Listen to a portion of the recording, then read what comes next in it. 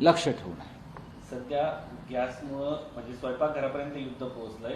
या संदर्भामध्ये सर्वपक्षीय बैठकीची मागणी समोर येते. नाही तसं काय घाबरून जाण्याची गरज नाही हा? नाही काही घाबरून जायची गरज नाही आहे. फक्त जय श्रीराम म्हणायचं, घरी सिलेंडर येतील.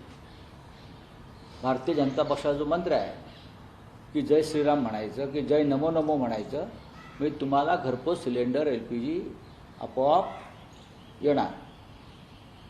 घरपोच सिलेंडर फक्त तुम्ही जय श्रीराम म्हणायचं, नमो नमो नमो नमो हा एक मंत्र आहे. हे मंत्र, या मंत्रानंतर तुम्हाला घरपोच सिलेंडर वगैरे सगळं मिळेल. पेट्रोल डिझेल तुम्हाला घरपोच येईल, बरं का. तुमच्या दारामध्ये पाईप घेऊन येतील. नमो नमो म्हणा आणि जय श्रीराम म्हणा, सर्व काही मिळेल. इतक्या स्तरावर या देशामध्ये अंधभक्ती या लोकांनी भरवल्यामुळे या देशातल्या प्रमुख प्रश्नांची चिंता कोणाला वाटत नाही. बोले सर्व राज्यांच्या मुख्यमंत्र्यांची एकत्रित काही बैठक होणार किंवा नाही. सर्वपक्षीय बैठक होईल असं वाटतं. काही होणार नाही. मोदींना वेळ नाही. सर्वपक्षीय बैठक अशा क्रायसिसच्या वेळी नाही नाही, आम्ही तर मागणी करतोच आहोत.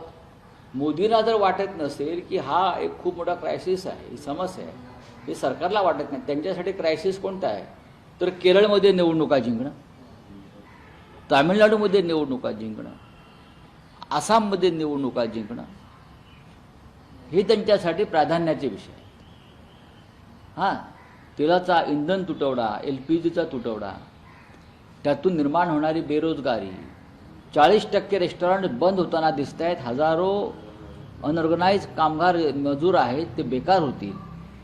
त्या संदर्भात कोणाला चिंता नाहीच आहे. काल अमित शहानी जे सभागृहामध्ये भाषण केलं